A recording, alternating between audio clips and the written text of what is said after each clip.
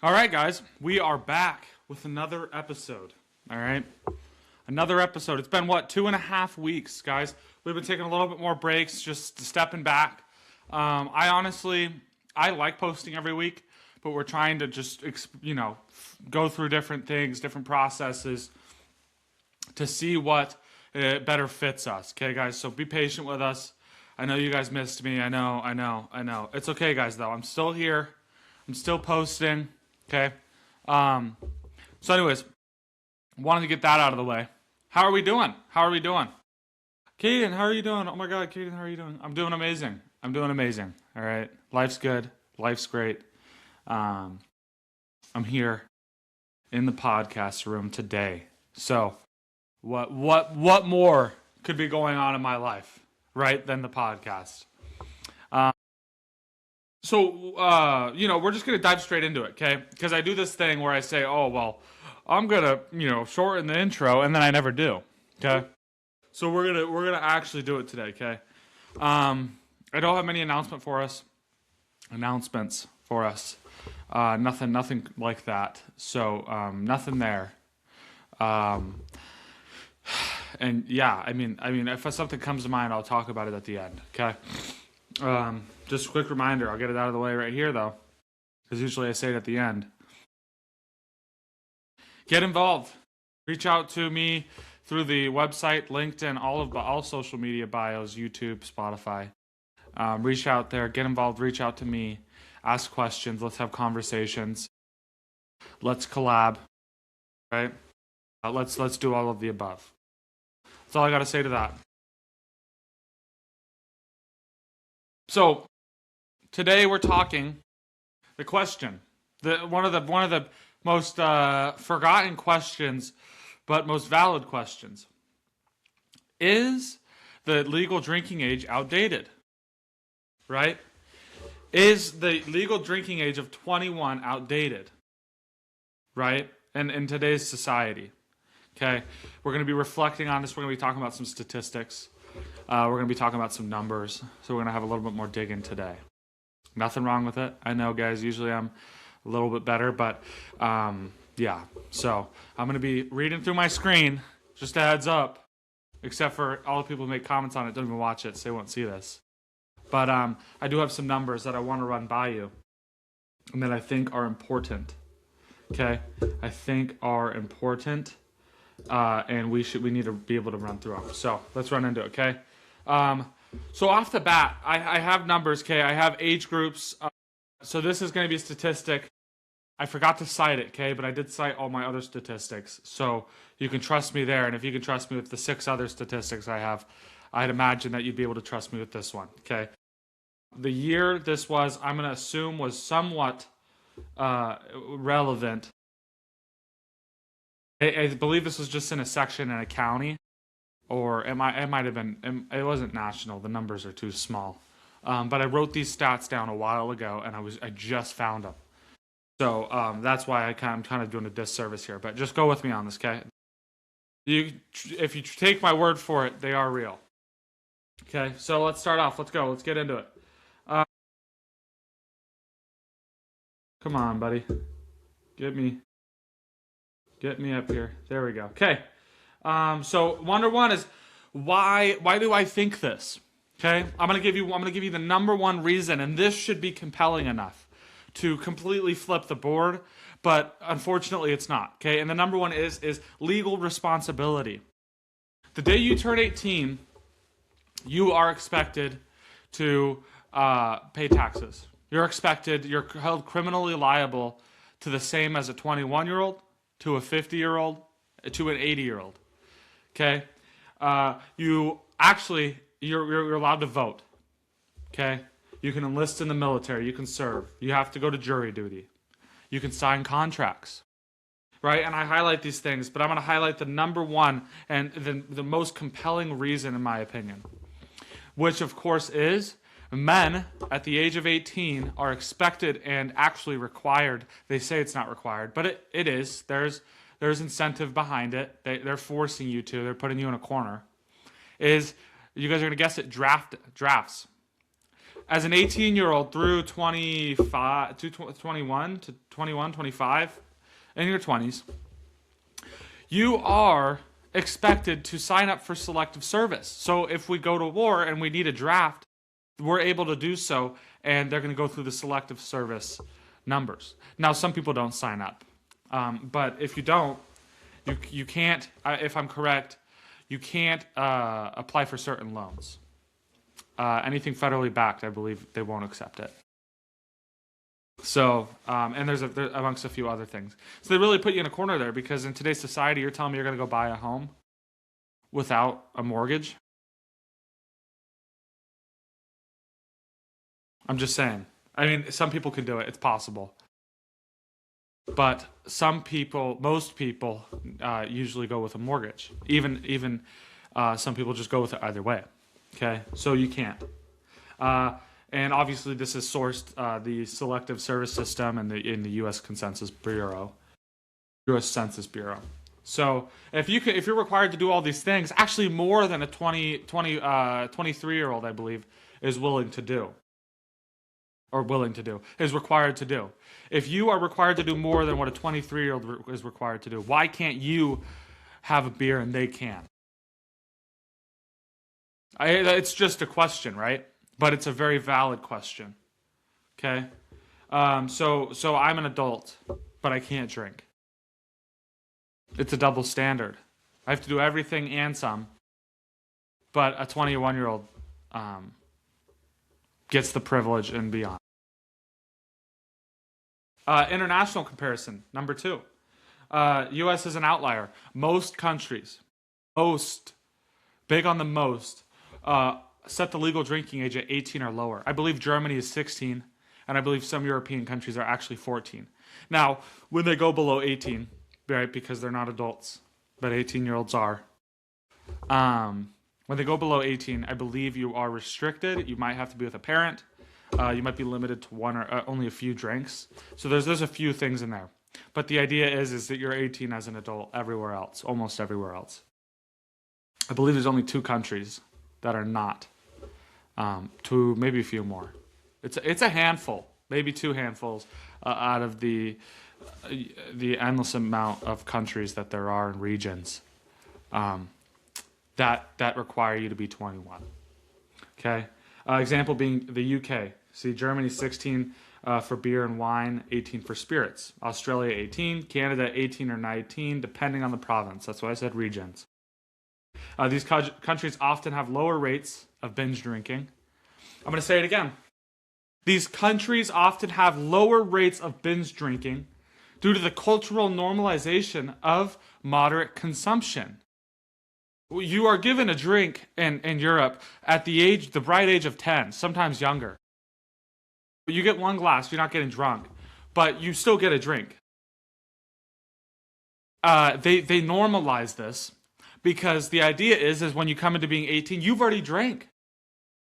You don't need you don't need to feel like you need the independence or like you need to feel independent because you've already done it. And you can tell your parents it's not exciting to kids. It's not exciting to young adults. These countries often have lower rates of binge drinking. This is sourced World Health Organization and then the Global Status Report on Alcohol and Health. So, and by the way, their countries are maybe in other ways, but like they're arguably most of the countries are actually healthier than America. They don't have an obesity issue, at least not to the level we have. Now, I can't say, I'm the skinniest, sexiest looking dude, but I'm also not gifted with the beautifulness of a jawline, okay? So, skinny or fat, I don't have a jawline. So, I always love when people say that in the comments, oh, you're fat. You got me on that one. Sorry, guys. I'm not being weird about it. Anyways, I just think it's funny. My point is, and I wanted to highlight that because these countries don't have obesity issues like we do. Not within young children, at least. Not within young adults. Maybe as you get older, sure, fine. Binge drinking patterns. The 21 age limit may encourage dangerous binge drinking in unsupervised settings. 36% of college students aged 18 to 22 reported binge drinking in the past month. Much of this drinking occurs off campus or in a secret area, which limits access to support or medical help, right? Because when you're 18 and you're drinking and your buddy has too much and he needs to get his stomach pumped, you just think he's too drunk. So you just say, hey, just go lay down. We can't, what are we going to call the ambulance and get in trouble? Possession of alcohol, minor possession of alcohol, minor intoxication, public intoxication if you were out messing around earlier. So, I mean, that's 4 counts, right? So, things to think about, right? This is Source National Institute on Alcohol Abuse and Alcoholism, okay? Number 4, and this is where we get really interesting because you make the statement. You make this statement that 21, the drinking age should be 18, okay? These are the top 3 most common arguments I get, okay? 1 is DUI, and we're going to talk about that. 2 is responsibility. So binge drinking, right? 3 is brain health, brain growth. Now, I'm not saying that alcohol it's good for the brain or it doesn't affect the brain. When does alcohol not affect the brain? You see 80-year-olds, 70-year-olds, 60-year-olds, 50-year-olds, 40-year-olds getting wet brain. Stomach cancer, kidney failure, liver failure, kidney stones. Like, you see all of it. When is it good? Never. It's never good. And on top of that, we just looked at the statistics, ladies and gentlemen. We just looked at the statistics. Clearly, these countries are far better off in obesity to a level, and I guess not really. I mean, I don't know about health, but in obesity, they are. I don't have a statistic on that. I'm more than happy to pull it up.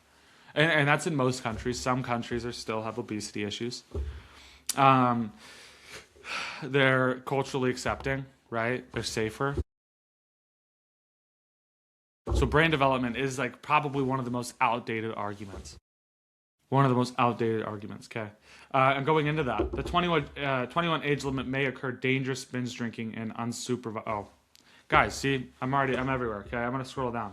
Okay, while it's true that the brain continues developing through the mid-20s, this logic would also apply to other adults' responsibilities like military service or voting, yet those remain legal at 18. I'm going to say that again.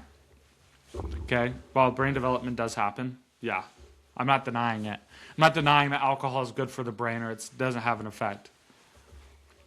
But what about, I can go and I can purchase a firearm. I can't purchase a handgun, but I can purchase a long barrel firearm, rifle, a semi-automatic rifle, a shotgun. And some may argue, well, we should raise this, but it's our constitutional right as a defined adult to be able to own weapons, to be able to own and carry and possess weapons. Defined adult is 18, so therefore, that's where that's at. So you have to do 2 things for those gun people. One is you have to go ahead and raise the definition of adult, which would be 21. Or do the other one, which won't work very well for anyone, because then if people try taking guns, issues happen. And I'm getting off point, okay? But then the other thing is service. You have to raise the draft age. You have to raise the voting age. It's not good. It's not good for anyone. For anyone. By the way, guys, really quick pause. My hair, ignore it, okay? Moving forward. DUI risk isn't higher under 21. People will argue the DUI thing. It's the number one argument I get. Kids are stupid. Kids? Oh, young adults. Adults are stupid. Oh, adults are stupid. Okay. So getting the point. Drivers aged 21 to 24 have the highest rate of DUI-related fatalities. 29% of fatal crashes involved with a BAC higher than 0.08. And this is in 22. So I'm imagining that's where my graph's from as well, it's 22. And this is part of the NHTSA 2022 report. Okay, 29%. Okay? And then the final one. And this is where this is my, you're already winning the game, and you hit, and you home run it. And, it's on fire like in the baseball games. Over the stadium, out of the stadium, full bases in, okay? Loaded bases, you know what I'm saying, okay? Is this very thing. Prohibition. For those who aren't familiar, get familiar, okay? It's history. But for the most that are somewhat culturally educated and historically educated, they know what the Prohibition is, the Roaring Twenties. Ladies and gentlemen, I want you to think for a sec, what were the Roaring Twenties like? Yeah, oh yeah, that's right. That's right. The Roaring Twenties ended horrible. Did not work. Alcohol's legal again. And all the government lost. All the biggest issue, the government didn't get any taxes for it, and now it's all illegal. The black market money. Foolishness. Prohibitions tend to backfire. Okay? The National Youth Risk Behavior Survey shows that, ready for this? 71% of high school seniors, let me correct myself.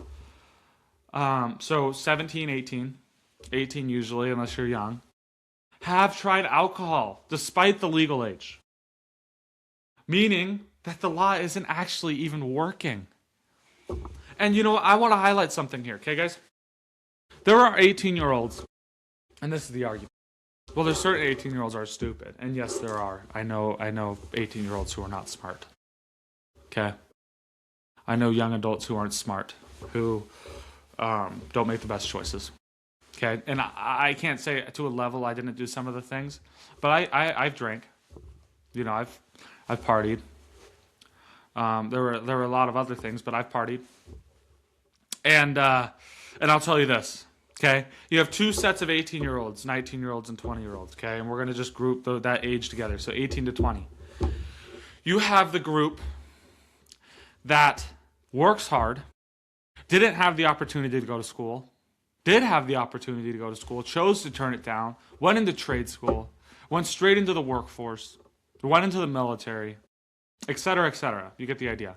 And then you have the 18 to 20-year-olds who are degenerates, who are in college because they're getting educated, but in reality they're partying. And by the way, there's a group in that 18 to 20-year-olds that are also getting educated. And the people who just want to party. Live young. I'm young. You're only young once. Right? So you have that group of kids. And while people argue, well, the law's in place. Sorry, guys. The law's in place because of those kids. I hate to break it to you. Those kids are the kids who are getting the alcohol. You think that a law's going to stop them? Now all you've done is taken away the opportunity of the adults who are actually good and just given it to the bad kids. It's the same idea with guns. You buy guns, right? No, sorry, you ban guns, and now you've taken the opportunity of self-protection from the good people, because no one's going to go buy guns off the black market. No good person. And then you just opened it for extra opportunity towards the bad people. The people who are going to break the law either way. The people who are going to kill people. And this is getting sensitive, but I'm going to get sensitive for a minute. The people who kill people. The people that run around, and I can't get specific just because I can't. It's a, ethics thing. But the people that are, going around and bang, bang, bang, shooting people. Now you take the guns away. Oh, those guys can't get guns anymore. Because those guns were registered to begin with? What do you think a cop's going to know? You think government's going to know that they have those guns? They don't. Because those people usually have felonies, have some type of record that, suspends them from being able to purchase firearms. They just get them illegally. It's the same thing with alcohol, ladies and gentlemen.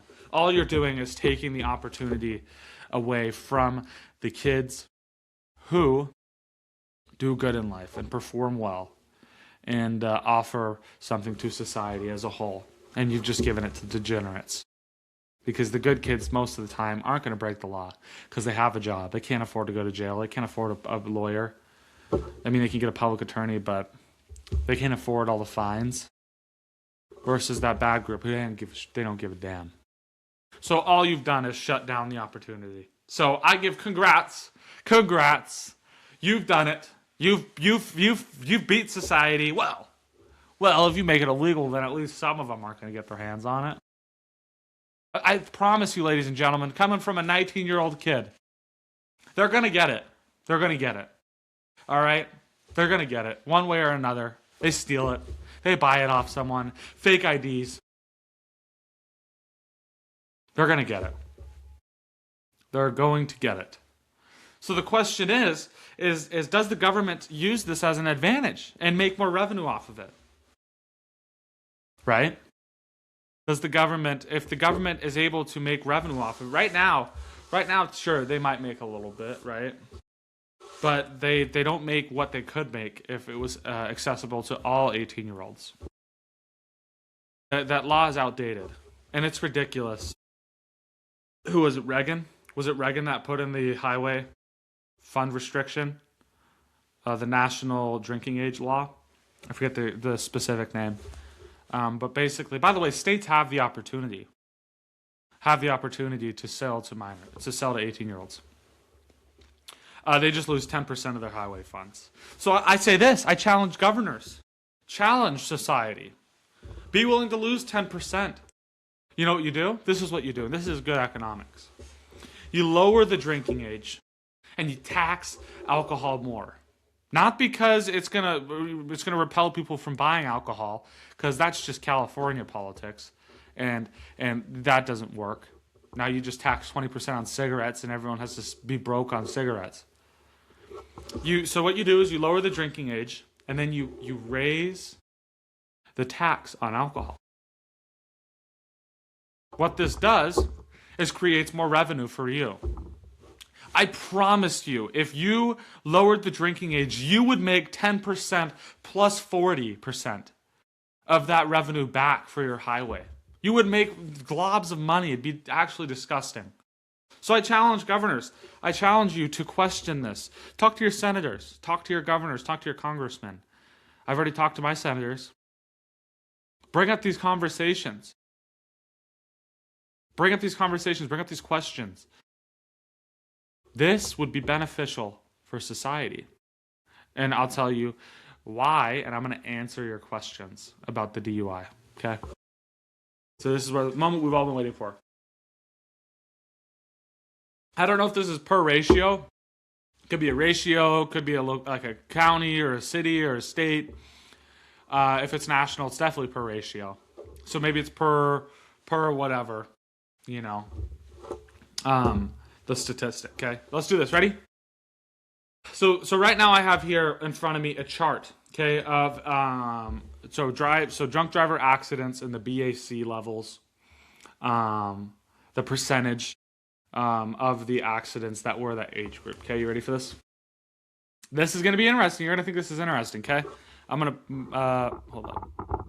Okay, all right. So right here I have 15 to 20-year-olds. Okay. Total drivers involved in accidents per capita per ratio is 4,856. 15 to 20-year-olds involved in drunk driving accidents. Okay. Now I don't know. They could have been maybe they included passengers. I'm imagining they didn't because these numbers are smaller. So probably just drivers. 15 to 20. Okay. 4,856. With a BAC out of that population, out of that group, with a BAC above a .08 was 947. So out of 4,856 kids that were drunk driving, 15 to 20, okay, so this is not legal age, it was 947 that had above a .08. So theoretically, to the kids who were 18, if the drinking age had been lower, theoretically, they would have gotten away with it. I mean, they would have actually, well, I guess they wouldn't have because they got in an accident. But they were driving with a .08, okay? That percentage is 19% of the entire pool. Okay? 19% of the entire pool of statistics I have. And we're going to run through them all, okay? 21 to 24, fresh into drinking, fresh into partying, right? And they haven't had a drop of alcohol in their life because they follow the law, right? They're all good kids. They follow the law. The law promotes and benefits society and keeps alcohol out of kids' hands. 21 to 24, so when you're mature enough to drink. 5,279 accidents. How many above 0.08? This is interesting. Binge drinking, responsibleness, 1,546. So out of 5,279, 1,456 drivers were above a 0.08. Now this could have been aggressive, or this could have been aggressive. I mean, like way above, or it could have been just right above.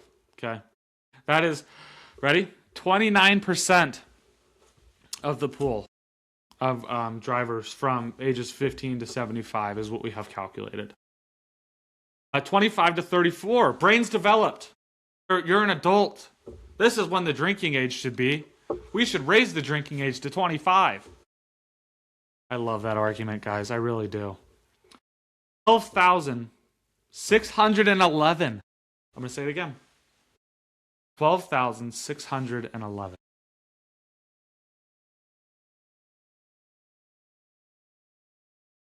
But the argument is, well, 25 is when the real drinking age should be. We should raise it.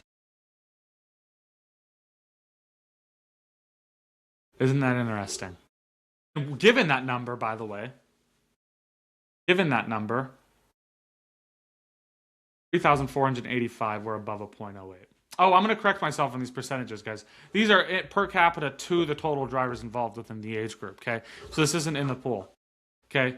So these are, so like the 19% for the 947 to 4856, okay? So that's 947 is 19% of 4856, okay? Et cetera, et cetera. So again, 3,485. But this is when we should really have the drinking age. Ridiculous. Okay, 35 to 44. 10,344. 2,476 of those drivers were above a 0.08, above legal drinking age, which was at 24%. So we're seeing right now that the two areas where we think that we should have people start drinking we're finding the highest percentages. And now you argue, well, Cayden, if you lower the drinking age, no. And by the way, I don't even want to hear the argument that, well, it's limited because some of the kids can't even get alcohol. They can get alcohol if they want it. You could go steal it. All stores have insurance now. You go steal from a store. And then they don't even catch you. They just let you run away. 45 to 54 is 8,619. Out of that, 1,744 were above 0.08, which is 20%. 7,899 for 55 through 64, and that's 1,347, which is 17%, were above 0.08. 65 to 74 is 5,053, with 627 being above 0.08, 12%. So what you're telling me here is that we should have the drinking age at probably 65 to 74, because that's when we're seeing these statistics really drop. Well, come on, guys. I mean, it's hypocritical. So I don't know who you are. Maybe you are 65. But if you're not, you can't drink because your population has the DUI rates really high. 75 plus is 3,445. 265 of that being 8%. I think we should go to 75 plus. You shouldn't be able to drink till you're 75. That's a beautiful statistic. We're only 3,445 in ratio. Only 8% were above a 0.08. Yep. So guys, I think the census here is 75 plus is where you should be able to start drinking. So let's move it up there, please. Let's get that done. Okay. Oh no, we can't. We can't. Yeah. We can't. So you guys get the idea I'm going here, right? Right? The prohibitions don't work. DUI risk is actually worse within legal drinking age, and actually even worse within the drinking age that they want to change it to. The brain development argument is pointless because we find far more health issues in America than we do in most countries that have a lower drinking age. Binge drinking patterns. I find plenty of binge drinking, unsafe environments, inaccessible to medical use. And then international comparison, right? That's 5. International comparison, right? Going back to the obesity, going back to the responsibility, going back to the binge drink culture, right? Going back to prohibition, okay? And then the 6th one is legal adulthood responsibilities. Don't ask me if you want me to go serve my country, which I'm more than happy to do if it comes down to it.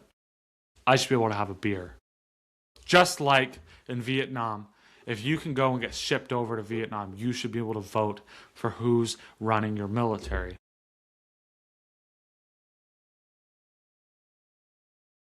All good points. All good points, ladies and gentlemen. Look at that. 30 minutes. We did it. That's all I have for you guys today. Okay, I want you to think this through. I want you to think about this. These are real things. Real things that could benefit us and that could also hurt us. Right? Do your research. Come to a census on your own. Reach out to me. Start a debate with me. I don't like saying arguing. Start a debate with me. Start a conversation. I'd love to sit down and talk. I'd love to hop on the phone and talk. Let's do it. Okay, guys? Awesome. All right, well, I got nothing else for you. Cheers.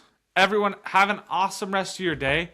I plan on filming tomorrow, so you guys should get 2 episodes. 2 episodes this week is what I'm hoping. Okay, guys? I love you guys. Okay, I'm so grateful for you guys. Have an awesome day. Cheers.